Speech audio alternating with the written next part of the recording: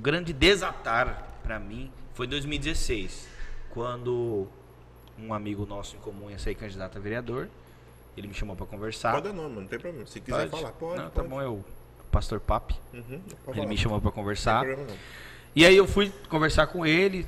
Tava até no dia o pastor Bobadilha. Agora eu vou falar todos os nomes. Edson Bobadilha. Agora eu vou falar todos os nomes. E a gente trocou a ideia. Só que ele me chamou para falar da campanha dele. E ele falou só da igreja. Sabe, a gente que é pentecostal, né? A gente fala que Deus tomou a boca do varão. E ele falou só da igreja, ele não falou nada de campanha. Ele contou toda a história da igreja, do El Shaddai, do apóstolo Edilson e tudo mais. Aí eu falei assim, mano, eu quero conhecer seu pai, cara. Me apresenta ele. Ele falou, não, vou te apresentar meu pai. Aí ele me apresentou o apóstolo Edilson. E o apóstolo Edilson, ele é extremamente responsável por tudo que a gente vive hoje.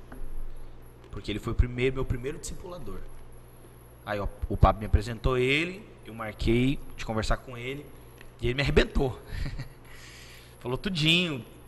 Aí ele sentou, eu lembro que eu sentei assim, ele falou assim pra mim, como é que você sobrevive? Ele era tudo sério. Eu falei, então, apóstolo. O Pablo falou hoje que ele era linha dura. Ele era firme. É. Saudade dele. Ele era firme. Aí eu falei assim, não, eu prego... Você arrumou um pai mesmo, né, Lucas? Pai, cara. Paizão. Eu lembro dele em Jardim, tocando violão. Existe um jardineiro que... Ele era fera. E aí ele falou, como é que você sobrevive? Aí eu falei assim, não, então, eu prego nas igrejas, ganho uma oferta. Às vezes a gente faz propósitos, né? Enquanto eu entrar de vídeo com o pastor da igreja. Aí ele fez assim, ó. Revela por nome, CPF. Ele falou assim pra mim, que absurdo, cara. Vocês não têm vergonha de viver assim nas igrejas? Ele falou desse jeito. Começou assim nossa conversa. Aí ele veio, bati. E toda semana eu falava pra Laura, assim, falando, Laura, eu não vou mais lá, cara. O apóstolo Deus só bate em mim. Mas Deus estava me lapidando. E a Laura, vai sim, meu irmão. Vai, você vai continuar. Mas eu falava isso, passava 2, 3 dias, eu falava, cara, que eu amo demais aquele cara, eu vou lá. E eu tenho uma lembrança muito forte no dia do aniversário dele. Eu até mandei mensagem esse dia pra pastora, lembrando. Acho que foi em 2017, era o dia do aniversário dele, eu marquei de conversar com ele, mas eu não sabia que era o dia. E eu lembro que eu cheguei no El Shaddai e tinha uma galera esperando ele pra comemorar. Mas ele era tão responsável e tão certo com as coisas dele, que ele falou assim, vai todo mundo esperar que eu vou atender ele, que eu marquei de atender ele. E eles ficaram tudo com balão, com tudo, Seus esperando. Seus olhos estão brilhando. Foi caro esperando, que da hora. E ele me atendeu, cara. Ele me atendeu e ele trocava ideia comigo. E ele é muito especial pra mim, cara. Ele é muito especial pra mim porque ele foi a primeira pessoa que me abraçou, que me apresentou a visão. Ele foi o primeiro pastor assim, que eu sentei e conversei, que eu vi que o cara não estava interessado em dinheiro. Tá ligado?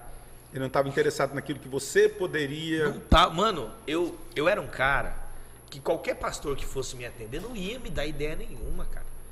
Porque você chega e fala assim, ó, então eu quero caminhar com Tava você. meio queimado também, né? Demais. Queimado. Eu tinha uma célula. Mano, mas Eu agora não tinha uma igreja. Agora ficou tudo muito claro. O que esperar de uma pessoa, mano, que não teve um padrão paterno? Sim. Você tinha dificuldade de se conectar com Deus, que é a maior dificuldade que as pessoas têm. Não adianta. Freud, ele diz que nós temos um Deus no nosso interior e nós nos comunicamos com ele. E ele falou isso em qual livro? No Totem Tabu. Por quê? Porque os filhos falaram assim, não, vamos matar nosso pai, porque nós podemos governar também no lugar do nosso pai. Aí os filhos mataram o pai. Quando os filhos mataram o pai, o que os filhos sentiram? Falta do afago, do amor e da segurança. Do afago, do carinho e da segurança. Aí o que os filhos fazem? Levantam um totem, o texto vai dizer. E ele estava usando uma parábola para trazer uma verdade. Ele estava dizendo assim, você vai se comunicar com Deus a partir da sua figura de autoridade. Sim. Então quem tem uma figura de autoridade agressiva, vai ter um Deus agressivo, Sim. que exige coisas que não existem, mas está no seu inconsciente. Então você era um cara que quebrava muitas regras porque você nunca teve regras. E o apóstolo viu isso, cara. Eu tava muito frustrado com liderança. Mano, eu tô muito impactado com essa conversa aqui, porque a gente nem em off, a gente nunca teve essa conversa, sabe, nesse nível. Uhum. Então assim, cara, esse cara realmente salvou a sua vida. Salvou minha vida. Eu tava muito frustrado com o pastor. Porque não ia dar certo, Lucas. Não ia dar certo em lugar nenhum. Eu já tinha visto, vivido e feito muita coisa. Então, pra mim, de verdade, não existia pastor correto. Eu já tinha chegado nesse nível. Não, cara, todo mundo apronta, todo mundo faz, todo mundo... Alguma coisa o cara deve ter. E eu andei 1 ano e meio com o apóstolo Edilson. Ele era um cara extremamente correto em tudo, cara. Não tinha uma coisa assim que você fala, não, esse cara aqui, ele tem... Não, um cara correto, cara. Eu até tava lembrando, antes de vir, a última vez que eu vi ele foi naquele evento, que você tava junto comigo lá. Que a gente deu uma palavra lá na Batista. Lembra? Que foi uma live. E... eu caminhei com ele 1 ano e meio. E, como eu tava falando, Nossa, não tinha... eu tenho foto daquele dia, Foi cara. massa demais aquele dia. Verdade. Não tinha porquê... Também foi a última vez que eu vi ele. Na visão humana, não tinha porquê ele investir em mim, o tempo dele. Pô, ele tem uma igreja enorme, tem um monte de igreja interior, e fui líder da visão estadual. Eu tinha uma célula só, eu não tinha uma igreja. Não era você chegar e falar, não, vem aqui, me ajuda a pastorear a minha igreja, eu tenho tantas pessoas. Eu não tinha ninguém, eu tinha 5, 6 pessoas na minha célula. Mas ele dedicava o tempo dele para me discipular, para me cuidar, para me ensinar. E aí eu caminhei... poderia ter destinado a alguém, né? Poderia... não todo, mas a maioria dos líderes grandes faz isso. Sim. Ah, cuida aqui desse pastor aqui e tal. Ele, cara, ele fez o trabalho, tá ligado? E isso foi muito forte, muito importante pra mim. E aí, eu caminhei com ele 1 ano e meio. Aí teve a questão, né, de sair o apóstolo da visão, saíram alguns apóstolos e ele assumiu a liderança. E aí, nesse tempo, eu não consegui mais ter muito contato com ele, porque ele começou a cuidar do estado todo. Aí ele viajava o tempo todo, ficou naquela correria. E aí, a última vez que eu vi ele foi naquele culto. Era uma live, né, que a gente tava fazendo. Era uma live Na do... PIB, né? Não, foi na Batista Cerradinho. Cerradinho foi tipo... Foi uma live da Marcha para Jesus, não era? Eu não lembro o que era. Foi transmitido Acho que no foi. Facebook da Marcha. Teve foi o banda. Raquel que fez. Teve banda, aí você Sim. dá uma palavra, eu dei uma, e ele chegou, ele deu outra. Quando ele chegou, aquele dia, eu saí de lá, e eu falei pra Laura, Laura, eu tenho tanta saudade de caminhar com o apóstolo Edilson, cara. Ele era um cara sensacional pra mim, cara. De verdade, a morte dele me abalou muito. Eu lembro que eu tava preparando pra fazer meu encontro, foi na semana que eu tava fazendo encontro com Deus. E era uma quarta-feira, quinta-feira, mais ou menos assim. Eu lembro que você se empenhou muito nas redes sociais, orando. Foi, vixe, a gente moveu a igreja, a gente fez muita igreja. coisa, cara. E aí eu lembro que era na semana de encontro, assim, e aí... O Júlio de Paulo, ele tinha um contato lá dentro, lá que o cara informava tudo assim, na hora, né? E ninguém sabia ainda, ele falou assim, mano, desculpa te falar, o apóstolo Edilson faleceu. Eu falei, não, mano, mentira, não é isso não. Não, ele faleceu. E tipo, alguns dias antes o apóstolo René tinha ido lá, tinha ido orar com ele, o apóstolo René postou uma foto, todo com aquela roupa, né? E aí ele escreveu embaixo, tô indo buscar um discípulo. Mano, eu achei assim... A gente que é da visão ficou doido, falou, demorou, ele vai sair agora. Na boa, eu achava que ele não ia morrer. Sério mesmo, nem um minuto eu achei que ele ia falecer. Porque assim, eu assisti um vídeo do René que me marcou muito. Por mais que eu não sou da visão celular, nem do modelo dos 12, mas eu acredito que é relevante e uma igreja precisa de uma estrutura dessa para poder caminhar e dar folga também para o pastor, sabe? Sim. Porque o pastor divide os grupos, enfim, né? Eu vejo um vídeo que ele colocou assim, eu vim buscar um filho meu. Eu assisti esse vídeo, cara. Aí tem um vídeo ele entrando, né? Sim. Aí eu falei assim, vou ali buscar um discípulo. Isso é muito forte. Foi eu fiquei muito olhando, forte. falei, parecia uma coisa profética, entendeu? É muito forte. Uma coisa, o apóstolo René tinha uma ligação muito forte com ele. Então, tipo, ele veio lá de Manaus. E ele não veio, vim pregar, não. Ele veio orar pelo cara pra tentar tirar ele daquele momento ali. Uma coisa que eu me apaixonei. Foi quando teve aquele encontro depois com o apóstolo Edmilson? Ou foi depois da morte? Não, ele veio exclusivamente orar por ele nesse momento. Ele veio, acho que ele nem pregou. Não pregou não. Veio, orou e foi embora. E deu uma esperança.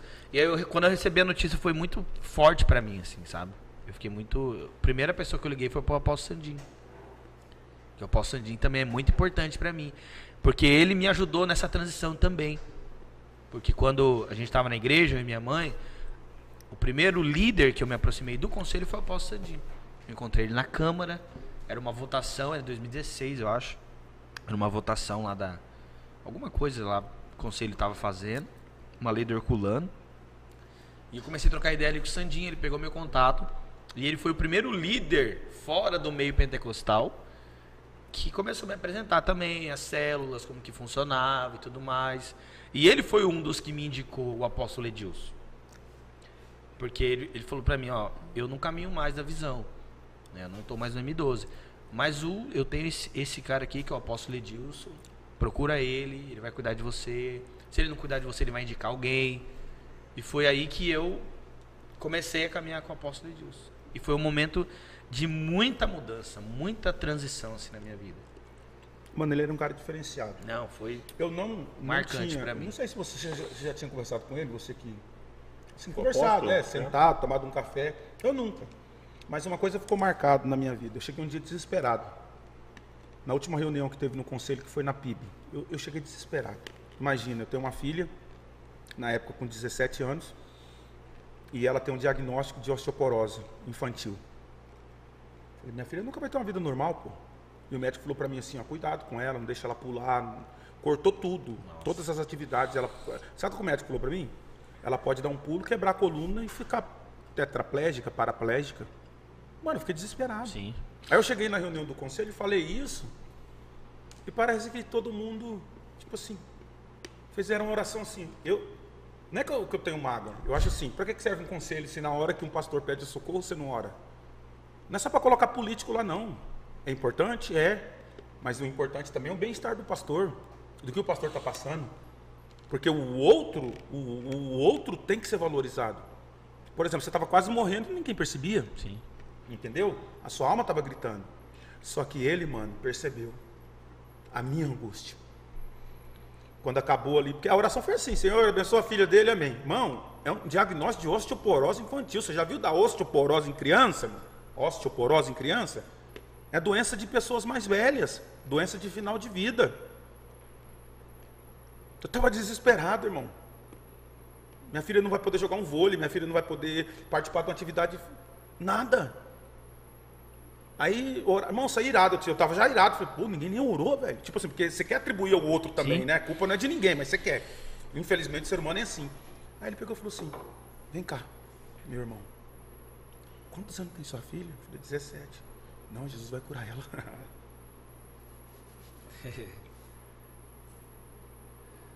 É forte.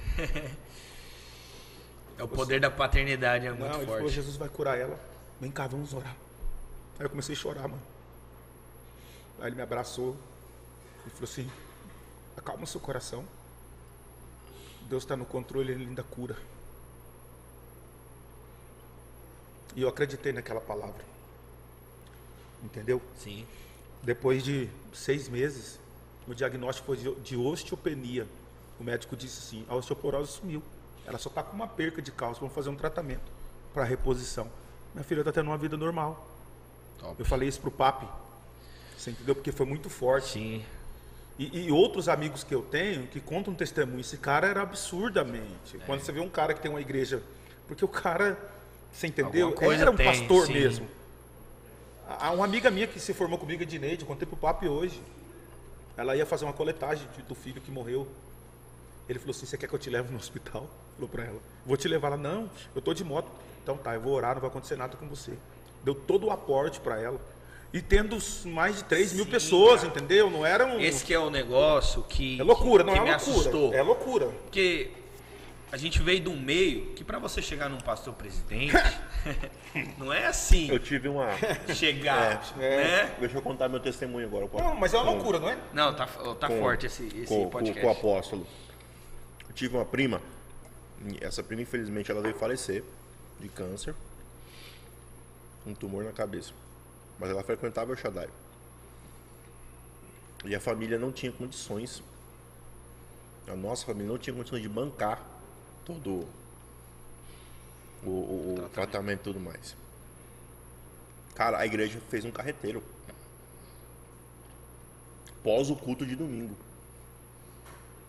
E falou assim, e venderam o convite antes. Entendeu?